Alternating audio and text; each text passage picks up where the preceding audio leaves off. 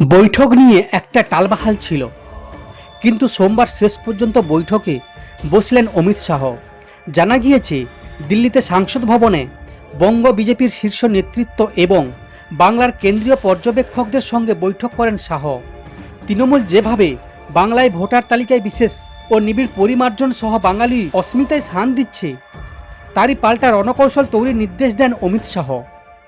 সংসদের ওই বৈঠকে উপস্থিত ছিলেন বিজেপির সর্বভারতীয় সভাপতি জেপি নাড্ডা, সর্বভারতীয় সাধারণ সম্পাদক BL সন্তোষ, বাংলার কেন্দ্রীয় পর্যবেক্ষক সুনীল বনসল, মঙ্গল পাণ্ডে, সতীশ ধূত, IT সেলের প্রধান অমিত মাল্লব্য, রাজ্য বিজেপির সভাপতি শ্রমিক ভট্টাচার্য, কেন্দ্রীয় মন্ত্রী সুকান্ত মজুমদার ও রাজ্য বিজেপির সাধারণ সম্পাদক অমিতাভ চক্রবর্তী।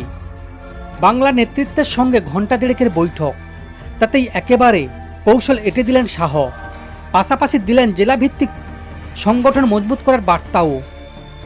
সোমে আয়োজিত দিল্লির বৈঠকে তৃণমূলের বাঙালির অস্মিতা নিয়ে বঙ্গ বিজেপিকে সতর্ক করেছেন শীর্ষ নেতৃত্ব। সূত্রে খবর, বিজেপি যে বাংলার বিরোধী নয়, সেটা প্রতি মুহূর্তের প্রচারে তুলে ধরতে হবে। এমনকি তৃণমূল কোনো ন্যারেটিভ তৈরির চেষ্টা করলে পাল্টা জবাব দিতে হবে বলেই বার্তা শাহের। পাশাপাশি বিজেপির দিল্লি সমালোচনায় উঠে আসে রাজ্য স্তরে কমিটির কথাও। লোকসভা নির্বাচনে অল্প ভোটে হারা এলাকায় বুথ কমিটি গঠন প্রক্রিয়া কোথায় আটকে, কেন আটকে, সেই বিষয়ে নজরে পরামর্শ শাহের। দ্রুত কমিটি গঠনেও নিজেদের জোর। একদিনে যেমন তৃণমূলের IRS ভয়, সেই সময় বঙ্গ বিজেপির হাতে রয়েছে CAA জোর। CAA-কে কেন্দ্র করে যে ক্যাম্প তৈরি হচ্ছে, তাতে গাফিলতি না রাখার বার্তা কেন্দ্রীয় নেতৃত্বের। সম্প্রতি এই CAA হেল্প ডেস্কের মতুয়া সম্পদের মানুষের আহ্বান দিতে শোনা গিয়েছিল শান্তনু ঠাকুরকেও। দিল্লি বৈঠকের পরই কোন পথে আন্দোলন হবে সে নিয়ে দিলেন জেলা স্তরে বার্তা।